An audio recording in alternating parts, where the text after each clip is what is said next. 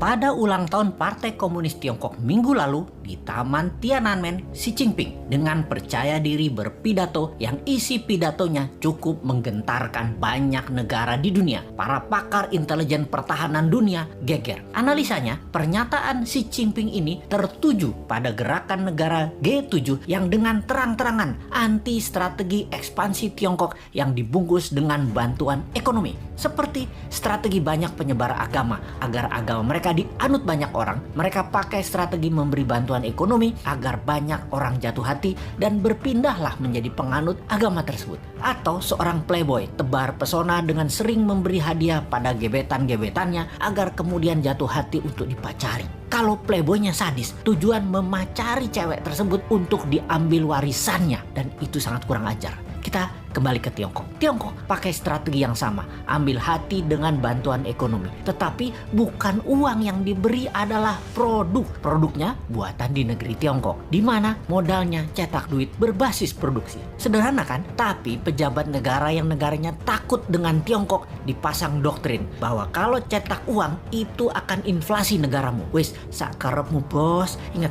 jabatan ada batasnya, ilmu juga ada batasnya. Hanya kebodohan yang ada batasnya. Nanti New Mind pakai strategi sama, memberi. Kalau sekarang kita lanjut dengan G7 yang anti strategi Tiongkok dan akan mempunyai program B3W yang menyediakan anggaran 10 kali anggaran Tiongkok ekspansi ke luar negeri. Kalau New Mind jadi, kita nggak pakai keduanya, kita main sendiri. Wis, pinter kalau urusan dalam negerinya. Ke luar negerinya, kedua pihak G7 dan Tiongkok kita mainkan. Lalu Xi Jinping mengatakan akan melakukan 3 hal. Memenggal kepala negara yang melawan dan membuli dan membuat masalah dengan Tiongkok. Tiongkok akan membangun 100 silo. Silo adalah tempat peluncuran nuklir warhead roket. Kemudian akan mengambil secara utuh kembali, yaitu Taiwan, Macau, dan Hong Kong. Ini agresi militer niatnya. Biden, pemimpin Amerika, gemetar. Dan Biden mengajak Tiongkok, Rusia, dan Amerika untuk membuat pertemuan 3 negara. Di sini perebutan global power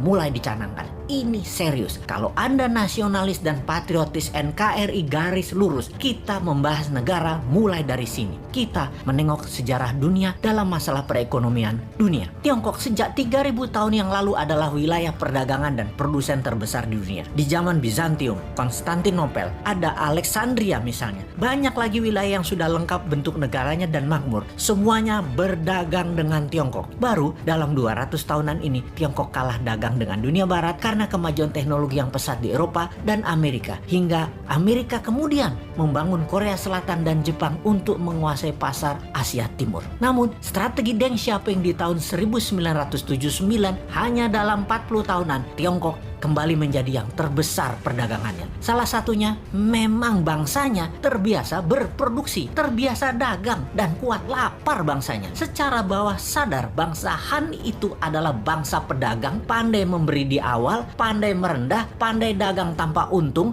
yang penting pembeli untung dulu, pandai putar uang, dan jago dalam kesehatan alami biomedisin tradisional ala timur. Secara ekonomi dan kesehatan memang di nomor 1 dan 2 kan. Baru makanan. Mereka itu jago makan. Makanan mereka enak-enak. Secara dasar kehidupan, pola pikir bawah sadar mereka ya happy-happy dan kerja keras. Work hard, play hard. Jangan kayak di negara tetangga. Banyak yang work soft, no play.